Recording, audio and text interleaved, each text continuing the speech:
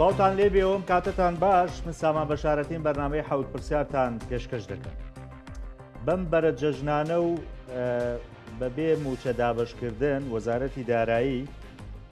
سوپرایزێکی بۆ موچەخۆرانە بوو ئەمڕۆ ئەم نووسراوی دەرکرد بە گوێرەی ئەم نووسراوە لە ساڵی 2014ەوە لە سەداسەی موچەی موچەخۆران دەبێ ببڕێن بە گوێرەی نووسای وەزارەتی دارایی بۆ خەرجکردنی یاسای خانەنشینی یەکگرتوو حکومەت بڕیاری داوە مانگانە سەداسەی موچەی بنەڕەتی فەرمانبەران و خانەنشینان ببڕێن بۆ ئەوەی کۆی لێبڕینی خانەنشینی بگاتە لە سەدا 10. لێبڕینەکە موچەی هەموو مانگەکانی ماوەی نێوان 1/1/2014 تاوەکو 30/6/2024 دەگرێتەوە. بەو موچانەیشەوە کە نەدراوە یان بە لێبڕینەوە دابش کراوە. پێویستە فەرمانبەر لە ماوەی 3 ساڵ و خانەنشین لە ماوەی 5 ساڵدا سەداسەی موچەی بنەڕەتی بداتەوە. بۆ نمونە هەر فەرمانبەرێکی پلە 7 تا 3 ساڵی دیکە مانگانە دەبێت 35 بۆ 40,000 دینار لە موچەکەی دەبڕێت جگە لەو سەدادەی ئێستا دەیدات بە حکومەت. هەروەها فەرمانبەری پلە 6 43 بۆ 47,000 لە موچەکەی دەبڕێت. فەرمانبەری پلە 5 60 بۆ 62,000 دینار لە موچەکەی دەبڕێت. ئەلبەتە ئەمە لە دوایەوە دێکێمە موچەی خانەنشینی هاوتا کرایەوە لەگەڵ بەغدا. هەموو ئەمانە بەڕاستی بارگرانەیەکی دیکەیە بۆ سەرشانی موچەخۆرانی هەرێمی کوردستان. ئەمەوێ وەبیرتان بێنمەوە ئێمە 16 موچەمان پێ نەدراوە لەلایەن حکومەتی هەرێمی کوردستانەوە. هەروەها 44 موچێشمان بە لێبڕین و پاشەکەوتەوە پێدراوە. بەڵام حکومەت وەزارەتی دارایی سابی ئەمەی نەکردو کە تۆ وەرە نەگرتووە هەر لێت دەبڕێت لەو موچەیە لە کاتێکا دەبوو ئەمانەی هەژمار نەکردایە کە تۆ وەرد ئەسڵەن وەرد نەگرتووە یا بە پاشەکەوت و بە لێبڕینەوە وەرد گرتووە. من بۆ گفتوگۆی زیاتر لەسەرم بابەتە میوانداری زۆر بەڕێز مامۆستا عەبدولقادر ساڵح ڕاوێژکاری یاساییم کردووە. مامۆستا زۆ بەخێر سپاسدەکەم. کوێت لە پێشەکەکەی من بوو بەڕاستی نووسراوەکەی جەنابە دەر کە دەرچوو دادنا و شتیشت لەسەر نووسی. ئەگە بەورتر پێم بڵێ بەڕاستی ئەمە چۆنە نووسراوە یاخود ئەکرێ بۆ نمونە لە ڕووی قانونیەوە ئێمە زەمانێکمان تێپەڕانوە ئەم موچەیە دیسان ئەم لێبڕینە لە فەرمانبەر ببڕێت. بەڵێ باستانەکەم پێش ئەوە پێ باشە ئاماژە بە بابەتێکی کورت بکەم بۆ بەرچاوی بینەرانی ژوان بێ کە ئەویش بریتە لە بابەتی تەوقیفات. تەوقیفات لە ڕووی قانونیەوە تەوقیفاتی تەقاعودی بابەتێکە زۆر ئەساسی و گرنگکە لەبەرەوەی ئەم تەوقیفاتە بێ بە مەزدەری پێدانی موچەی فەرمانبەرەکە لە داهاتووە. کاتێک کە ئەگەر بگەڕێنەوە بۆ یاسای ژمارە 33 ساڵی 1966 لەو یاسا تەوقیفاتەکە بە گوێرەی ڕێژەی موچە بوو. واتە ئەو کەسێک کە موچەکەی بۆ منە باوا دابنین 125 دیناری بنەڕەتیەکەی وایە مەسەرەن ڕێژەکەی کەمتر بوو لەو فەرمانبەرەی کە موچەکەی 600 دیناری بنەڕەتی بواە. واتە بە گوێرەی مستەوا و بڕێن ڕێژەی زیادی موچەکە ڕێژەی تەوقیفات زیادە کردواتە و یەک حەد نەبوو. دوای ویستم بێمەسەر بابەتە دوای مشەڕیع لە یاسای ژمارە 27 ساڵی 2006 هات ئەم بابەتەی لابرد مڕاعاتی نەکرد کردی بە لە سەتا حەوت هەمووی کۆمپلێت. تەمان ئەمە لە ڕووی عەدالەتەوە عەدالەت نییە ڕاستە مساواتە بەس عەدالەت نییە بۆ لەبەرەوەی مەسەرەن تۆ کەسێک کە موچەکەی بنەڕەتەکەی 950,000 دینارە لەگەڵ کەسێکە کە موچەکەی 140,000 دینار هەر لە ساحوتی لێبڕێ بەوەی کەمەکەی کە هەیە ئەوە زۆرتر پێوەی دیار وەک لەوەی کە کەسەکە زۆر بەڵام ئەگەر بێت و بە گوێرەی نیسبە بواە ئەو کاتەمەی کەمەی کە موچەکەی کەم بوو کەمتر پێوەی دیار بوو تا ئەوەدەم. دوایی مشەڕی هات لە ساڵ 2014 ئەم ڕێژەی لە ساحوتەی کرد بە لە 110. باشە ئەمەی کە باسی ئەەکەین ڕێژەی تەوقیفاتی تەقاعودیە کە حیسەی فەرمانبەرەکە خۆی ئەیدات لە مقابلی شابی حکومەت خۆشی لە 115 بات. وازەحە باش کەواتە مەسئلەی تەوقیفاتی تەقاعودی زمانی موچەی تەقاعودیەواتە هەر خزمەتێک بە دەقی سەری هاتۆ لە قوانینی تەقاعودی هەر خزمەتێک تۆ تەوقیفاتی تەقاعودیت بۆ نەدا بە خزمەتی تەقاعودی ئەژمار ناکرێت تەنانەت ئەگەر تۆ لە ناو وەزیفەشا بووبی بەڵام تەوقیفاتەکەت بۆ نەدرابێ بۆیە تەوقیفات سەنگی مەحەکە بۆ ئەژمارکردنی خزمەتی تەقاعودی و لە نیزامی عامە ناتوانانی تۆ بڵێ مەسەرەن من نایدەم یا بەویستی خۆمی دەم یا بە ئارزوو خۆم چەنم ویست ئەو ئەدەم و چەنم نەویست نایدەم نا ئەمە ئەگەر بتەوێت خزمەتەکەت زامن بێ ئەو تەوقیفاتە ئەدی حتا تەنانەت لە ڕووی قانونیەوە ئەگەر هاتو کەسێکمان هەبوو نیو موچەی وەرگرت بوو باشە لەبەروی نیو موچە وەرەگرێ کەواتە بێ نیو تەوقیفاتیش ئەدا لەم حاڵەتەیانە نیو خزمەتیشی بۆ حسابەکرێت بەڵێ تەنانەت ئەوەندە حساسە بابەتی توقيفات برين مشرع حتى لم قانون تعظيم قانون تقاعدي نوي 2014 كاتك فرمان بريك صاحبي دي بوكروان كان فرمان بريك موشي نخوشي بني موشا ورغتوا همو او خدمتانا غير كسك شش مانغي موشا ورغت بس سي خدمتي تقاعدي بو حساب لبروي سي مانغي برين شش مانغي موشي داوا ابي بس سي مانغي تاو كواتا سنجي محكو اسوس بو تحديد موشي خانه نشينيو بو حقوقي تقاعدي بريت لم توقيفات بهم توقيفات زور جرينجا باش إنه سرپرسیارەکەی جنابت لا یاسای تەقاعودیە کە کراوە بە لە سەتانۆ ئێمە لە هەرێمی کوردستانە تاوەکو یەکی حوتی 2024 کار بە یاسای تەقاعودی بۆ حەدی 2006 کراوە باشە ئەگەر لێرە خەلەلێک هەیە لێرە فەرمانبەر لە ڕووی قانونیەوە تەحملی ئەم خەلەلە ناکات بەڵکو چێ تەحملیەکە حکومەت خۆی تەحملیەکە بۆ لەبەروی خۆی قانونەکەی لەو کاتە جێبەجێ نەکردووە باشە کە خۆی جێبەجێ نەکردووە کەواتە خۆی تەحملی ئەم مەسئولیەتە ئەکات ئەگەر ئێمە باوا بڵێن لە ڕووی قانونیەوە ئەگەر ئێمە بە دروستی ئەگەر حکومەت کاتێک کە ئامادەیە تەوقیفاتی تەقاعودی بە ئەسەری ڕەجعی بەسەرا جێبەجێیەکە قانونن ئەبێ حقوقەکانیشم بە ئەسەر ڕەجعی بۆ وەربگرێتەوە جارێکی تر واتە خۆ تەنها تەوقیفات نییە معقول نییە ئەگەر سەرنج بین لەم ماوە حکومەت هەرێمی کوردستان دوو بڕیاری دوو بابەتی بە ئەسەری ڕەجعی جێبەجێ کردووە کە لە ڕووی قانونیەوە ناکرێ من ئینتیقائی بابەتێک بە ئەسەر ڕەجعی جێبەجێ بکەم لە صالحمە بەڵام بابەتێک تر بە ئەسەر ڕەجعی جێبەجێ نەکەم لەبەروی لە صالحم نییە دوو بابەت زۆر گرنگن بە ئەسەر ڕەجعی جێبەجێکردن یەکەمیان ئەم تەوقیفاتی تەقاعودیە کە ئەوەی بەڕوونی دیارە کە لە یەکێکی 2004 دەوەیە دووەمیشان بریتین لەو فەرمانبەرانی کە عەزل و فەصل ئەکرێن لە وەزیفە و ئیستیقالیان داوە لەبەرەوەی یاساکە لە عێراق تا یەکی 2020 ئەو فەرمانبەرانە پێویست بوو 20 ساڵ خزمەتیان هەبوایە باشە لە دوای ئەوە کرا بە 15 ساڵ لە کاتێکە لە هەرێما پێش لە دوای یەکێکی 2014 5 ساڵ خزمەت ئەساسی بوو ئێستا هەموو کەسانی کە پێش جێبەجێکردنی یاسا بڵێ تەڵەبیان داوە و ئیحاڵەی تەقاعودی کردن بە 15 کێشیان نەبووە ئەوانەی کە کەوتونتە دوای جێبەجێکردنی یاساکەوە لە هەرێمی کوردستان لەبەرەوە ئەو یاسا کاتی خۆی 20 ساڵی دانەوە تۆ بێ 20 ساڵ دەبێت لەبەرەوە من تەقاعودت ناکەم بە 15 ساڵ و بە 16 ساڵ و بە 7 ساڵ تەنانەت معاملەم بینیوە بە 90 ساڵ و 6 مانگ لە کاتێکە ئەگەر ئەم کەسە لە 2023 تەڵەبەی تەقدیم بکردای تەقاعودە بوو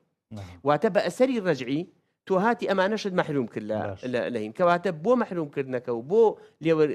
دروستکردنی ئیلتیزام لەسەر شانی فەرمانبەر تۆ یەک قانونەکەم بۆ جێبەجێەکەی یخۆ ناکری قانونێک تۆ تەنها بۆ ئیلتیزام و بۆ مەحرومکردن بە ئەسەر ڕەجعی جێبەجێ بکەی بەڵام بۆ حقوق بڵێ منەوە کاتی یاساکە لە هەرێمی کوردستانە بەرکار نەبوو چکە ئەم بڕیاری هەوزارتی مالیە دەرگای ئەومان بۆ کاتەوە ئەو کەسەشی کە لەو کاتە مکافئی نیای خدمەی پێ نەدراوە 12 موچەکەش مافی خۆیەتی بڵێ کاکە مش مافی خۆمە ئەوەشم بۆ خەرجکە ئەو کەسەی کە موچەکەی کەمترین موچەی 2220 دینار بووە ئەوش مافی خۆیەتی بڵێ کاکە منش لەو کاتا کەمترین موچە 500 دینار بووە فەرمو تۆش 500 دینار موچەکەم بۆ بگەڕێنەوە لەبەرەوەی من ئامادەم ئەتەوێ بڵێ مامۆستا ئەمە نایاساییە ئەم بڕیاری وەزارەتی دارایی ئەسەین چۆنە لە ڕووە قانونیەکەیەوە خەتەئەکە لە وەزارەت و لە حکومەتایە باشە ئەگەر تۆ ئەڵێی من بەم پێوەرە بۆت حسابەکەم منیش لەگەڵ تام حسابی کە بەڵام بە پێوەرەش حقوقانم بۆ حساب ڕاست ئەگەر ئاماژش بۆ بکە یعنی من باسیەوەم کرد ئێمە 16 موچەمان لای حکومەتەکەم نەکرد جارێکە بە بڕیدان وان داناوە کە من هەموو موچەکان وەرگرتووە باش من نەچوەتە جارێ ئەو بابەتەوە هێشتا کاموو موچەمان وەرگرت بێ ئەمە حقی فەرمانبەر نییە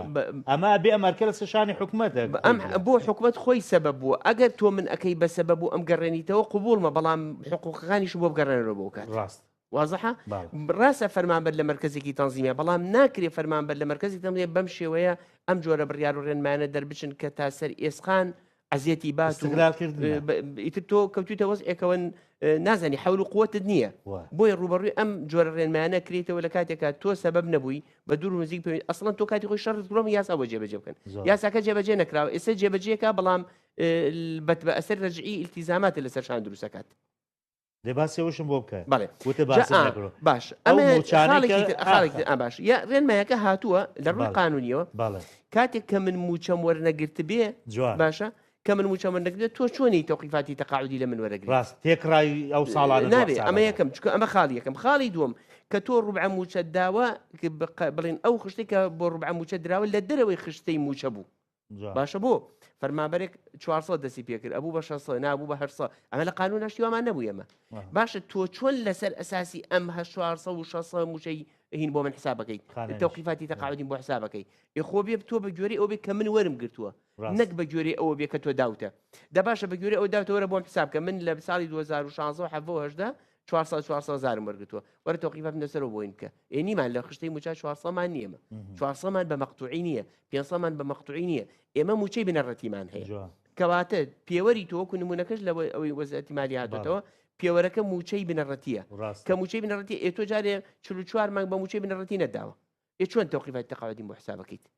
ئەسڵەن تۆ مەسەلەن نزیکی 15 مانگ هەر موچەت نەداوە چۆن تۆ تەوقیفاتی تەقاعودی لەسەر من حسابەکەی مانای بەڕاستی ئەبێ ئەمە وەزارەتی مالی حسابیکەوەی بکردایە کە ئەم بابەتە بەو جۆرەیە یان لەوە چێ بەپێی ئەوەی کە هاتووە هیچ حسابێکی بۆم بابەتە نەکرد کەواتە مامەعناهوو بەڵێ هەموو مانگانەشی کە فەرمانبەرەکە موچەی تیاوەەر نەگرتویان بە ڕوبع موچە وەریگرتووە چکە ئیسیتنایتیانە کەواتە بە مطلقیاتۆ کەواتە لەم حاڵەتیانە بێ فەرمانبەرەکە ئەو تەوقیفاتە بدا کە لە کاتێکە موچەکەی وەرنەگرتووە زۆر ڕاستە باشە لێرە ینی مافی فەرمانبەر چۆن وەرەگیرێتەوە ینی بەڕاستی ئەمە حکوومەت ئەمە وەزارەتی دارایی ئەم بڕیاری دەرکردووە ئەمەی جەنابیشت کە ڕوونت کردەوە ئەمە حەقی فەرمانبەر خۆیەتی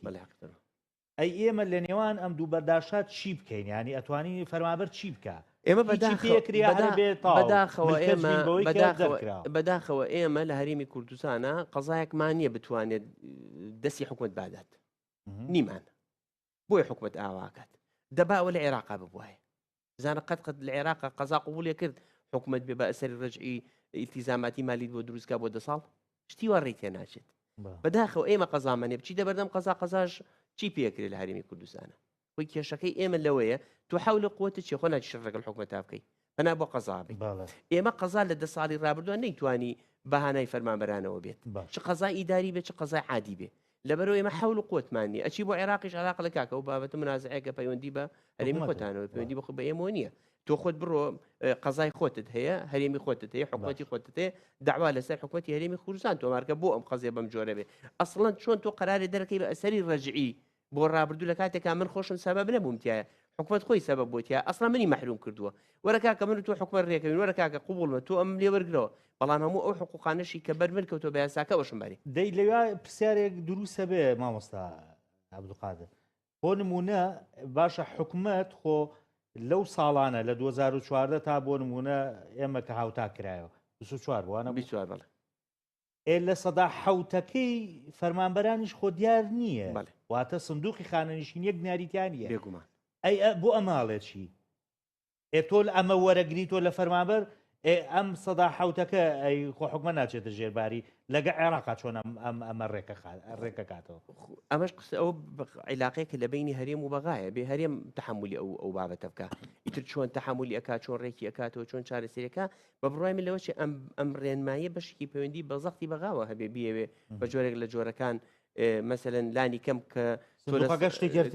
مەسەلە شتێکت مەساگە تۆ حساب بکەی ئێسامە بەم تەقدیری کە هەیە و بەوەی بەو ڕێژەی کە بڕاوە لانی کەم حکوومەت هێرێم یەک موچەی یەک مانگی ئەتوانێت پارە بگەڕێنەوە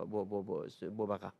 بۆ لە ساڵێکە بڵین ئەگەر هەموو ئەمانە وەربگیرێتەوە لە فەرمانبەر واتە ئەگەر فەرمانبەرێکمانێ بێت لە پلە 4 بێ مثلا لە پلە 5 بێ تقریبا نازم 6,000 بەسی واتە نزیکەی 2 ملیۆن و 200,000 دینارەکە ئێ باشە بەتێکڕا لە 6 لای ئێمەکەی حسابانکە 43 بۆ 45 ئەگەر بە تێکڕا ئێمە 50,000 ژوەر بگرین باشە 50,000 ژوەر بگرین نزیکەی ئەم مەسافەی 11 ساڵە چەندەکە تقریبی بڵێ ئەگەر ماگانە حسابی بکەین ئەگەر 36 ماگەکەش حساب بکەین 36 50 کاتە چەند 1,400,000 دینار باشە تۆ بڵێ 2 میلیۆن بە تێکرام حساب بکەین ئێتو ئەگەر 650,000 موظفیشت هەبێ 652 میلیۆن دیناری چەندەکات نزیکەی چی بۆ ملیارێک و تقریبا 650,000 نەک 650 کەس واتە زۆرەکە واتە نزیکەی ئەچێ بۆ موچەی مانگێکی فەرمانبەرانی هەرێمی کوردستان چکە بە یەک جار ئەگەر ئێمە هەمووی کۆکەینەوە و حسابی بکەین بخێنە سنووقی تەقاعودی عێراقیەوە لەوەچ بەشێک لەم بابەتە پەیوەندی بە عێراقی شۆبێ پەیوەندی بە زەختی عێراقەوە هەبێکە ئەو حەقی نییە مەسەر من موچەم وەرگرتو یا موچەم نەگرتووە ئەو کێشەی ئەو نیە کێشەی من و حکوومەت یاریێمی کوردستانە کە من موچەکەی پێ نەداوم ئێستا تەوقیفاتەکەم لێ بڕێت بۆیە بە بڕای من ئەم بابەتە پەیوەندی بە زەختی عێراقەوەی بۆ ئەوەی داهاتێک بۆ سنووقی تەقاعودیەکەی وەڕێکی بکاتەوە لەگەڵ کاتێککە تۆ بە ئەسەری ڕەجعی مەسەلەن موچەکە ڕێکەکەیتەوە بۆ فەرمانبەر مەبەستمەوەی کە خازعەکەی بۆ قانونەکە کەواتە بە هەمان ئەوەچکۆ ئەو کەسانی کە پێش لە دوای 2004 تەقاعود بوون مەسەلەن تۆ ئیتر بە چۆنەڵی بە شمولیانەکەی بە قانونەکە لە کاتێکە لە هەرێمی کوردستانە قانونەکە لە 2024 جێبەجێکرێت بۆیە لە مقابلەوە حکوومەتی عێراقی تەڵەبی ئەوە کاکە لانیکەم ئەگەر تۆ لە ساحەوتەکەش دیارە بێ خۆتوانین من لە سەتا سێکەم بۆ بگەڕێنیتەوە کە مەبلەغێک هاتوانین بخاتە سندوقی تەقاعودیەوە باشە باوەسا بۆ نمونە بۆچی ئەم جیاکاری کردووە لە نێوان بۆ نمونە فەرمانبەر و خانەنیشی باش بۆ نمونە خانشین بە 5 ساڵ فەرمانبەر بە 3 ساڵ بۆ خانشینەکە چەندی لێ بڕێ خانشینەکەش یەک پێوەرە واتە لە ساسەیە بەڵام چییە لەبەرەوەی لە ساسی بۆ نمونە خانەنیشینی خۆ بنەڕەتی نیە وریا بە من شتێکت ئەسکەم بە ئەمە تەوزیحێک لەسەرمە بین ئەمە گرنگە من مۆزەفێکم لە یەکی بۆ یەکی 2007 تەقاعود بوو باش ئەم وەزەفەکە لە یەکی 2007 تەقاعود بووە لە یەکی 2014 تا یەکی 2007 تەوقیفات دەدات گوێتە لە وەزیفە نەماوە دوایەوە واتە کە ئێمە باز لە خانەنشینی ئەەکەین هی ئەو سەردەمێک کە لە وەزیفا بووە چونکە تۆ تەوقیفات لە موچەی تەقاعودی نابڕێت ئەگەر لەو زەمەنا لە وەزیفا نەبوو بێ ئەسڵان ئەوانی کە ئەکەونە پێش یەکی 2004 تەوقیفاتیان لێ نابڕێت بەڵێ ئەوەی کەکەوێتە دوای یەکی 2014 بۆم لەگەر ساڵێ بوو ساڵێکی لێبڕێت 2 ساڵ بۆ 2 ساڵ 3 ساڵ بۆ 3 ساڵ بە گوێرەی مانەوەی لە وەزیفە تا ئەو کاتەی کە ئەگاتە یەکی 2024 یەکی حوتی 2020 بەڵام ئەگە خانەنیشینیەکیش بۆ نمونە لە یەکی 2015 خانەشین بوو بێ ئەو کاتە یەک ساڵ ینی بە پێ و زەمانەی کەکەوێتە بۆ کە باز لە تەوقیفاتەکەی ئوستازیان تەوقیفات لەسەر چی ئەدرێت لەسەر موچەی تەقاعودی موچەی وەزیفی ئەدرێت باش یەکە من موچە وەرنەگرت پێ و کۆتایی بە موچەکەماتوێ خۆ تۆ نایی لەسەر تەوقیفات لێ وەربگرت نەخێر ئەمە تەنها بۆ ئەو چکە و کەسە تا ئەو کاتە لە وەزیفا بووە ئێستا لە عێراقی شاوایە کابرا یەکی 2014 بۆم لە قیاسەکە جێبەجێ نەکراوە لێکی 15 تەقاعود بووە ئەو ساڵێکی داوە بۆ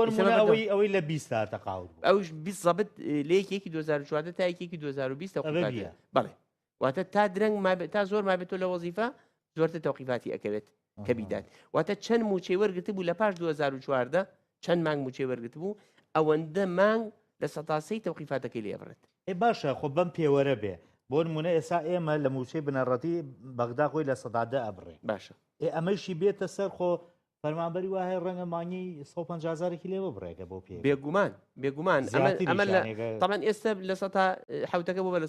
سەدادا بڕێ ئەمە لە سادا ئەگەر ئەمەشی بۆ حساب بکەین بەپی ئەو پێوەرە و ئەو مەبلەغی پارەکە تەقسیمی 36 پێن وکو فەرمانبەرەکە بەڵێ بێگومان لەوەچێ فەرمانبەر هەبێ هەفتای لێ ببڕێ دەیک مەسەن لەو لاشەوە 50 لێ ببڕێ ئەچێتە هینێک چکە بە پێی موچەی بنەڕەتیەکەیەتی وازحە بەمەسە لەگەر کەسەکە 750,000 دینار موچەی بنەڕەتی بێ ئەو لێ 75 تەوقیفات دەدات باشە لێرەشەوە بەم تەراکومیە کە بۆی دروست بۆ وەکو ئەقسات احتیمالە ئەمیش 75 بێ ئەمە کاتە 150,000 دینار توقيفاتي تقاعدي اللي بري لقل أقساطي توقيفاتي تقاعدية هر بجدي يعني حكومة وزارتي دارای بید لمنا كانوا بارگرانی کی زو قرصة بو سفر مع بران بم دوخي استاي موچو يعني بێگومان بارگرانی کی قرصة أصلا كتو ناتواني الزماني دابين قدي موچو بكي شون يد جاري حسابي توقيفات داخل أم شر لبيني حكومة العراق وحكومة الجارية مشرة كمان يان لاني كم وقنية باشيك للآن حكومة اليمين كردستان بو فرمان بران أو توقيفاتهم لهمو أو موشا باشا كوتانا دا أشكانت كا ندراون بموظف باشا إتو هاتوي موشي مانجيك لمن توقيفاتي مانجيك لمن ورقي كتو أصلا موشا كت بينا داو باشا يمن موشي دو مانج سي مانج ما بيبرو بلكاكا أو من توقيفات برو توقيفات معناي أجر يكتوز تو بزايد بمي لتابيتو أبي بي أو بكي تو لا موشا كي بينا داون ولا شوتي توقيفاتك إلى حسابك زۆر باشە ینی ئەم هەلە بقۆسمەوە بۆ ئەوەی کە ئەو سکاڵایی دادگای فیدرالی ینی من بۆیە ئەم دووشتە تێکەڵ بەیەکەکەم ینی ئەمە بە ئەم نووسایی وەزاتی دارایی بەڕاستی باگرانێکی قورسە بە سەشانی فەرمانبەرە لەم لاژ ئێمە کێشێکی گەورەترمانەیە لەگەڵ بەغدا ڕاگرتنی موچەیەشمانە هێشتا یەکلایی نەبووەوە بەڕاستی ئیتە قانونیە سیاسیە خەڵکەمە نازان ئێستا سکاڵایەک بۆ نمونە لە دادگای فیدرالی تۆمار کراوە لەلایەن چەند فەرمانبەرێکەوە ئەتوانرێت لە ڕووی قانونیۆ چیمان بۆ بکە بەڵێ ئێمە سکاڵە بڕیاری وەلایی چییە باش باسی بکەمێنت بۆ بکەم هەردووشی باشە بۆی ئاوا ئاسوودەتەکەم بەوردی قسەکەی بڕیاری وەلایی طبعا با من تطبیقاتێکی عملیت پێ بڵێم بۆی بە چاومە ڕوبێ بۆ بڕیاری وەلایی بڕیاری وەلایی بۆ منە گەرمن هاتوو خانوویەکم هەبێت باش ئەم خانووە شارەوانی بڵێ کاکەم خانووی تو تەجاوزە منیش بە قەنەعاتی خۆم بڵێم تەجاوز نییە شارەوانی ئینزارێکم بۆ نێرێ ئەڵێ کاکە خانووەکەت لە مودەی مانگێکە ئەڕوخێنین ئەگەر خۆ لای نەبیت منەچم داوا تۆمارەکەم لە محکەمە ئەڵم کاکە من قانووەکەی من قانونیە شارەوانی هاتوو ئێوە بیڕوخێنێ داواکارم بانگی بانگێشتیان بکەن و مرافعە بکەن بڕیار لەم دۆسیە بن لە تەنیشتی ئەم داوا تەڵەبەکەم لە محکەمەڵم ئەمریکی ولایم بۆ دەرکە بۆ ڕاگرتنی بڕیاری ڕوخانی خانووەکە تا داواکەیەک لای بێت بۆ چکە ئەگەر بڕیارەکەن ئەم تەڵەبە نەکەم دوایی لە ئەسنای داوا خانووەکە بڕوخی و دوای محکەمە حەق بە من ئیتر جەدوام نەبوو لە داواکە جەدوام نەما لە خانووەکەم ڕوخا تازەیتر باشە بۆیە طبیعەتی ئەمری ولایی بۆ حاڵەتێکە کە تەبیعەتێکی ئیستیعجالی هەیە ئەمە یەک دووەم ئەگەر بێت و ئەو شتێک کە تۆ تەڵەبت کردووە جێبەجێ نەکرێ و جێبەجێ بکرێت دوایی جەدوا بۆ داواکە نامێنێتەوە کەواتە مەسلحە لە داواکە نامێنێتتر بۆیە ئەم بڕیارە ئەم تەڵەبی و ئەم ئەمری ولاییە لە ڕووی قانونی بە گوێرەی قانونی مرافعات کۆمەڵە ئیجراعاتی هەیە واتە من کە تەڵەبەکەم داوە بڕیارەکەم بۆ دەرچووە طرفی بەرامبەر یە تەزەڵومی لێکات منە شارەوانی تەزەڵومی لێکە محکمە بێ جەلسەیە تەشکیلکە سەیری تەزەڵومەکە بکە دوای بڕیار ئەدا لە تەزەڵومەکە احتیمالە تەئیدی قەرارەکەی خۆی بکە کە بڕیار ولاکەی بۆ من دەرکردووە احتیمال هەڵی وەشێنێتەوە ئەوەیە منیش لەم کاتە پەنابم بۆ تەمیز یەکەمەم قەرارە یان طرفی بەرامبەر تەمیز یەکاتەوە بەڵام کێشەکە لە محکمە ئیتیحادی چی ئێمە ئەم ئیجراعاتانەمان نییە بۆ لەبەر بڕیاری محکمە ئیتیحادی بە گوێرەی مادە 94 دەستور قەطعی و باتە کەواتە منە مەراحیلانەم نییە کە ئەم مەراحیلانەم نییە کەواتە محکمە ئیتیحادی بە حەزەرەوە دەست بۆ بابەتی بە ئەمری ولایی ئەبات بۆ لەبەرەوەی ئیتر تۆ بڕیارێکت داوە لانیکەمە بێت لە 100% مطمئین بی لەوەی سمێنێ داواکە بە میتیجا هاڕوات بۆ معلومەی جەنابەت لە داواکەی فەرمانبەران هەمووچی فەرمانبەران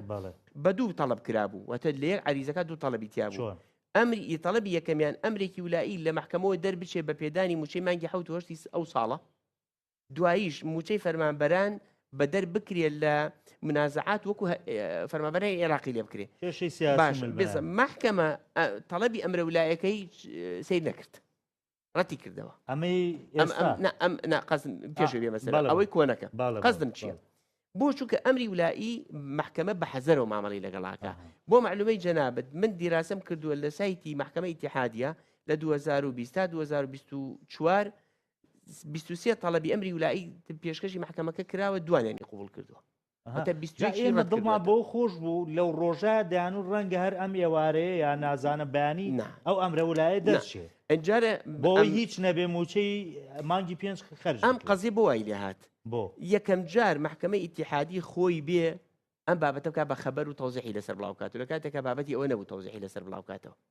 واتە خۆی قورساییەکی ئیعلامی پێدا محکمە ئیتیحادیەکینا نەبووە پێشتر بڵێەوە کەسات و داوایان تۆمار کرد و ئەمری ولاییە و بڵێ واتە خۆی بابەتەکەی گەرم کرد تێناگەم ئامانجەکە چییە ئامانجەکە تێناگەم بە دووری نازانم جۆرێک بێ لە عاز و حکوومەتی مەسەرەن ئیتیحادی مەسەرەن حاڵەتێکی ئینسانی وەکو حاڵەتێکی ئینسانی ئەمە یەکەم دووەم طلبی ئەمری ولایی و دەرکردنی ئەمری ولایی مسبقە بۆ داوا ناکوێتە دوای داواوە ئێمە کێشەکەمان چی ئەگەر سەرنج بی لە ناو تەوزیحەکەی محکەمە ئیتیحادیە گەڕاوەتەوە بۆ داواکەی موچەی فەرمانبەران بۆیە ئەگەر نەفسی داوا بێ محکەمە داواکە ڕەتەکاتەوە چونکە محکەمە یەک جار فەصل لە داوایەکە ئاکات نایکە بە دوو کەواتە مامەعناه تەڵەبەکەی تەڵەبی ئەمرە ولایەکەش تابعە بۆ بڵێن بۆ ئەم داوا واضحە بۆیە مەرج نییە کاتێک کە من تەڵەبێکم تەقدیم کرد و محکەمە وەریگر کەواتەی تر ئەو محکەمە ئەڵێ سەیری تەڵەبی ئەمری ولایەکەکەین لە نزیکترین کاتە من سەیری خشتەی کۆبنەوەکانی محکەمەی اتحادیم کرد هیچ خشتێکی تیانێ لەم هەفتەوانە ئەسڵ لە دوای جەژنەوە کۆبنەوە و جەلساتی تایە بەڵام محکەمەی اتحادی بۆ ئەم بابەتەی کرد بە خەبەر و بۆ ئەم بابەتەی زەق کردو و ئەمری ویلایی ئەمان تەفسیرەکەی تۆ تەسەورەکەی مامۆستا تەسەورەکەی بڕیارەکە چی بێ یعنی ئێستا هەموو چاوەکان لەسەر محکەمەی اتحادیە وانە کە بڕیار بە لەوەی کە ئایا ئەم هەشموچەیە بڕیارەیە کە بێ بدرێ سەرپێچی قانونەکەمی کراوە ئەم نووسای وەزارەتدارە یا بێدەنگیە لە بژێرە تا ڕێکەوتی سیاسیەکە بەڵێ ئێمە ئەگەر تەڵەبەکە بۆ ئەوە بێ ئەمرە ویلایەکە بۆ ئەوە بێ کە فەرمانەکەی تەیب سامی کە دەری کردووە لە نووسراوەکە هەڵبۆشێت ڕابگیرێ لە ڕووی قانونیمە قەرارێکی ئیداری لە بەردەم محکەمەی اتحادیە تەعنی لێ نادرێ و سەیری ڕقابەتی مەشروعیەتی ئەم قەرارە ناکرێت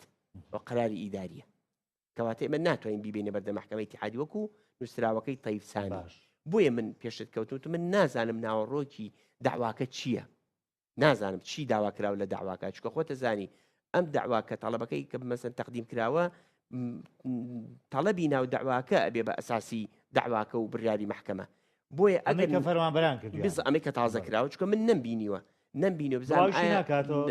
هێشتا بڵاو نەکراوەتەوە بۆیە من تا داواکە نەبینی نازانین تەڵەبی ئەمر ویلایەکەم مەبەستی چییە لێ بەڵام ئەگەر مەبەستەکە جەختکردنەوە بێ لە داواکەی پێشوو محکەمە تەبیعەتی وانە لە ڕووی قانونیەوە ئەمرێ دەرکا جەخت فەرمان حکومێ دەرکا بۆ جەختکردنەوە لە حکومەکەی پێشووی خۆی کاتێک کە سەیرەکە حکومەکانی جێبەجێ ناکرێ ئەبێ طرفی مستەفید بە گوێرەی قانونی عقوبات بە گوێرەی مادە 329 بڕوا پەنابەرێ بۆ محکەمە بڵێ حکومەکەی محکەمە بۆ جێبەجێ بکەن نەک حکومە محکەمە بێجارێکی تر تی هەڵچێتەوە بڕیارێکی تر و حکومێکی تر دەرکات دەخۆ گەوا بێ فەرمانبەر دەستی لەمە بشوە ناتوان من فەرمانبەر بێ ئەمەل ناکەم بەڵام وەکو عەرزم کردی لەوەی وەکو حاڵەتێکی ئینسانی وەکو قورسایی قەزیەکە ئوستاز ئێمە مەسەلەی لەویا یەکشت هەیە بۆ نمونە ماوسانی ئەوەی کە ئەمان باسیەکەن مەقسەم لەگەڵ بۆنەوە پەرلەمانتا کردووە خەڵکیکە کردووە هەڵێ ڕەنگە لەویان بۆ نمونە دادگای فیدرالی جەخت کاتۆ لەسەر بڕیاری خۆی ئاخر تو ئاوە شەڵێ تۆڵێ ناتوانێت بڵێ کاکە من وتومە دەبێ موچەی موچەخۆران هاوشێوەی موچەخۆرانی عێراق دابش بکرێت تێکەڵ بە ململانی سیاسی نەکرێت باش تێگەی بەم شێوە ئوستازی ئەزیزم قانونەن کاتێک کە محکەمە فەصلی لە داوایە کرد ویلایەتی بەسەر داواکان نامێنیتر واتە ناتوانێ یەک کەلیمەی لێ بگۆڕێ زیادی کە کەمیکە ئەمە یەکەم دووەم ناتوان جەخت نەخێ چونکە جەخمان نییە چونکە محکەمە قەراری دا کۆتایی هات باش ئەگەر بۆ نمونە لایانی حکومەت جێبەجێ ئەبێ ئەو کاتە بە گوێرەی مادە 329 قانونی عقوبات ئەمە جەریمە تەشکیلەکە ئەبێت تۆ بڕۆی لە ڕێگەی محکەمەش سکاڵە لەو کەسە بکەی کە حکومەکەی محکەمە جێبەجێ ناکات ئەمە حەلەکەیەتی ئەمە ئەتوانێ ینی جارێکم دۆسی ئەمە محکەمەی اتحادی نایکات محکەمەی عادی کات واتە محکەمەی تحقیقی ئەوەی کات نەک محکەمەی اتحادی نانە بابەتەکە تێپەڕیوە لە دەست محکەمەی اتحادی قانونن تێپەڕیوە کاتۆش باسی ئەمری ویلایەکەی بۆ پێش داوایەکەیکەی کە داواکە هێشتا فەصلەتیان خەڵکە ینی چۆن ئەم فەرمانبەران چۆن چوون ئەم سکاڵیان لێ کردووە محکەمە وەرەگیرێ ئوستازیزم باشە کە وەرەگیرێ کە هیچ ناکە ینی ئەمان لە ڕووی یاسایانیان زانیوە کە محکەمە بەم جۆرە وەکو عەرزەک نازانم مەوزوعیدا من بۆیە پێش دەکەم دوو سێجار تەکیدی لێ بکەم نازانم مەوزوعی داواکە چییە قسەکە لەمەیە بەڵام ئەگەر مەوزوعی داواکە دادگای فیدراڵی ئێمە ڕوونکردنەوە لەسەر ئەمەین کۆ بین و بڕیارێن خۆ ئەوە توانێ ینی نا ئوستازیان ئێمە ئەگەر وەکو عەرزم کردی مەوزوعەکە نەفسی مەوزوعی داواکەی پێشوو بێ محکەمەی اتحادی فەصلی تیان ناکات بۆ معلومەی جەنابەت بەڵام ئەگەر مەوزوعی نوێ بێ بابەتی نوێ بێ کە پەیوەندی بە داواکەی پێشوو نەبێ بێگومان و کاتە محکەمە سەیرەکات یەکەی لێم بۆیە محکەمە ناکرێت خۆ من ویسا محکەمە تۆ بڕۆ داوا تۆ مارکە لێ دوورەگرێت بەڵام دوایی سەیرێکە بزانێ ئایم داوای تۆ جەدوای هەیە ئایا مەسە مەسلحەتی تایە ئایا ئەرکانەکانی داوای تایە ئایا مەسە خصومەی تایە دوای ئەوە سەیری مۆزوعی داواکەکات واتە خۆ کەسێکە محکەمەیە گەڵێ من مەسەلەن من تەڵەبی ئەمریکی ولاایی تەقدیم محکەمەکەم دلیل لێ بۆی محکەمەی تر بە قسەی منەکات تۆ نووسراوەکەی وەزارەتی دارایی عێراق بینی من نووسراوەکەم بە وردی نەخوێندوێتەوە چونکە بابەتی حسابیە نەزانین لەوامە بەسم چی بوو لە ڕووی قانونیەوە بۆ نمونە وەزارەتی دارایی ئەتوانێت موچەی هەشمانی موچەخۆرانی هەرێمی کوردستانەدا ئەزای چۆنە ئوستاز هەنێ ڕێکەوتن هەیە جگە لە واز لە کێشە سیاسەکە بێنی لە کێشە دارایی و ئابوووریەکەیشەوە ئەم بۆ نمونە حکومەت هەرێمی کوردستان تۆمەتبارەکە بۆی کە پابەندی ڕێکەوتنی داهاتی نانەوتی و نەوت ڕادست ناکاتەوە بەوەی کە لە ناو بودجێ حیسەی حکوومەت یاریمی کوردستان کۆتاییات. بەڵێ ئوستازگیان مەسئلەی موچە لە نظامی عامە قانون پاراسوتی لە هەموو شتێک تەنانەت ئەگەر فەرمانبەر خۆشی ڕازی بێ قانون ڕێگە نادا یەک لەسەر 5 موچەکەی زیاتر ببردرێ بۆ قەرزی حکوومەت بۆ قەرزی حکوم باشە کە موچە ئاوایە کەواتە موچە بە دەستور و بە قانون پارێزراوە. ئێستا کۆمەڵی منازعە هاتووەتە پێشەوە شەڕ بە موچەکە ئەفرۆشن شەڕ بە موچە ئەفرۆشن. من حەقم چییە حکوومەتی هەرێم و حکوومەتی عێراقی ناکۆچیان هەیە لەسەر داهاتی نەوت و لەسەردا ئەوە کێشەی من نییە کێشەی منەوەی موچەکەم بەس کێشەکە چیە نە حکوومەتی هەرێم بەداخەوە و نە حکوومەتی عێراقی کەسیان دەست نابن بۆ مەسالیحی یەکتری مەسالیحی حکومی خۆیان بەدەل لە موچە هەردووکیان شەڕ بە موچەکەکەن واتە قوتی خەڵک بۆتە بارمتەی ململانەیەکی نێوان حکوومەتی هەرێمی کوردستان و حکوومەتی عێراقی کە بەداخەوە ئەمە ناشرینترین ململانەیە کە ئەبینرێ لە بینی دوو حکوومەتە لەسەر قوتی خەڵکێک کە 10 ساڵە ئێمە مبتەلان بۆی مانگێک موچێ دەمانگ موچەنی. باش لەسەر ئەمە یعنی ئێمە زۆر جا هەموو ڕێگاکانەمان بنووس دادگای فیدرالی ینی کورد هەرەمەی بەدەست بەڕاستی بۆ نمونە سبەینێ هاوتای ئەو سکاڵایە کۆمەڵە فەرمانبەر بڕۆن سکاڵا بکەن بڵێن کاکە حکوومەتی هەرێمی کوردستان خۆی پابەندی و قانونە نەبووە کە عێراق بۆ خانشین کردوێتی و موچەی لە سەدا حوتی لە بنەڕەتی بۆ نمونە موچە خۆران بڕیوە ئێمە چی بکەین کە ئێستا داوای سێکە کاتەوە هیچی بۆ کرێت لە ڕووی یاساییەوە وەکو لە ڕووی اختصاصەوە محکمەی اتحادی مختص نییە بە بینینی منازعات و تطبیقاتی تعلیماتێکی دەرچوو لە وەزارەکانی باشە محکمەی ئیداری هەرێم ئەتوانێت ببینێت هەرێم نا بۆ نمونە تۆ هەرێم لە بەروی کە خۆی دەریگە خۆی تۆ محکمەی ئیداری خۆتت هەیە مختص نی پێی چکە سەیرکە بەپێی قانونی مەجلیسی شورا محاکمی ئیداری لە عێراق تەوزیع کراوە بەسەر 5 زۆنە لەو زۆنانە هەرێمیتیانە لەبەر نابینێ بەکو اختصاصی مەکانی ناوینێت ئەڵێەوە اختصاصی خۆتە بڕە بۆ محکمەی ئیداری خۆت یعنی کەواتە ئەمە بڕیارێکە لەسەر موچە خۆران و ئەبێ هەر بەڵێ من کە بیشی بەنە ئیسا ببرێتە بەردە محکمەی ئیداری هەرێمیش من جوابەکەی پێڵم چیە ئەڵێ لەبەرەوەی ئەمە قەرارێکی تەنزیمیە و ئەمە تعلیماتە ئێمەش لە اختصاصمانیە تعلیمات ببینین بۆی ئێمە نایبینین بە عدەم اختصاص داواکە ڕەتەکات. ئێمە گرفتێکە بوو دایم لەگەڵ بۆ نمونە حکوومەتی هەرێمی کوردستان لەسەر مۆزوعی هەژماری من ینی کە خەڵک بەڕاستی ئەترسا لە هەژماری من بۆ ئەم جۆرەشتانە بوو ینی ئەکرێ بۆ نمونە حکوومەتی هەرێمی کوردستان وەزارەتی دارایی